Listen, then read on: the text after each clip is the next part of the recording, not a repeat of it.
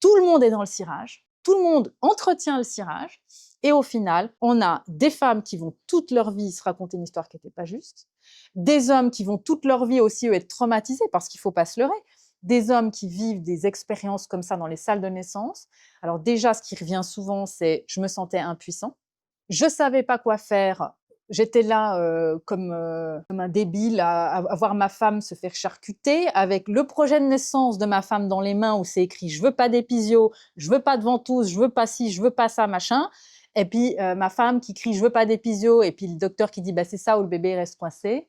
Et puis mon chéri qui dit bah, « laisse-toi faire chéri ». Et ça, on sait qu'aujourd'hui, ça crée des traumatismes chez les hommes qui vivent la même chose qu'une scène de viol où ils voient leur femme se faire violenter sans pouvoir agir. Combien d'hommes après vont aller voir ailleurs parce qu'ils sont plus capables d'avoir un rapport avec leur femme, ils se sont complètement sentis dépossédés de leur virilité dans le sens pur du terme. L'homme est un gardien du temple. Aujourd'hui, ce qu'on arrive à faire dans l'approche du mastermind de la naissance, c'est que les hommes se réapproprient eux aussi leur rôle. C'est-à-dire, contrairement à ce qu'on a voulu nous faire croire, il faut tout couper en deux. Alors, les biberons de la journée, c'est pour maman, les biberons de la nuit, c'est pour papa.